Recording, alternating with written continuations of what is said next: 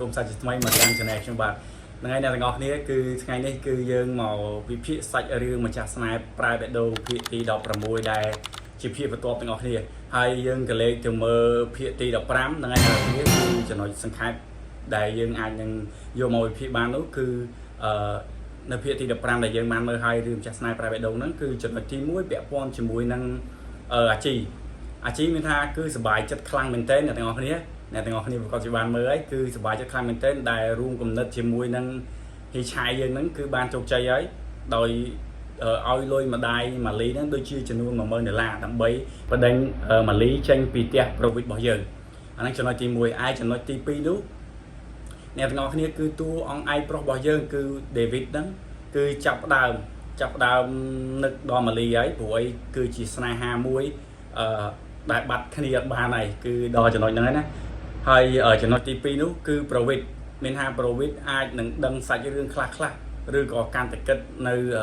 សាច់រឿងដែលអាជីហើយនឹងម៉ាលីដែលធ្លាប់ប្រាប់គាត់ថាកុំឲ្យល្ងងពេកយោហើយតាមគេអត់តនោះគឺសាច់រឿងហ្នឹងគឺប្រូវិតហ៊ាន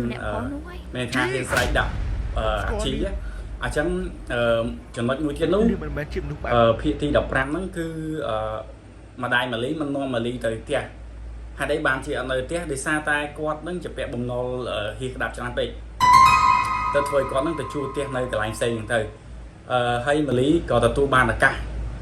ការងារពីក្រុមហ៊ុនតៃខផ្សេងហ្នឹងទៀតទៅអាហ្នឹងគឺយើងត្រឡប់ទៅភាគទី15ចំណែកការវិភាគភាគទី16នេះវិញអ្នកទាំងអស់គ្នាគិតថាប្រូវិតនឹងទៅជួបនាងម៉ាលីទៅដល់ទីតាំងអត់អញ្ចឹងបើចាំគិតខ្ញុំគិតថាប្រូវិតប្រកាសជាទៅតាមដល់ទីតាំងឲ្យព្រួយពីដើមឡើយមកគឺគាត់ស្គាល់ផ្ទះម៉ាលីស្រាប់ហើយដោយសារតែស្នេហាដំបូងហ្នឹងគឺម៉ាលីជា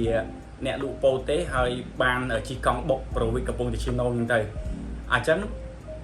ស្នេហាប្រូវិតជាមួយនឹងម៉ាលីកាន់តែស្និទ្ធស្នាលទៅហើយអាចនឹងប្រូវិតឃើញម៉ាលីធ្វើជា BA តៃខហ្នឹងក៏តាក់ទងទៅបន្ថែមទៀតព្រួយនៅពេលដែលគាត់ចេញពីផ្ទះគឺម៉ាលីហើយនឹង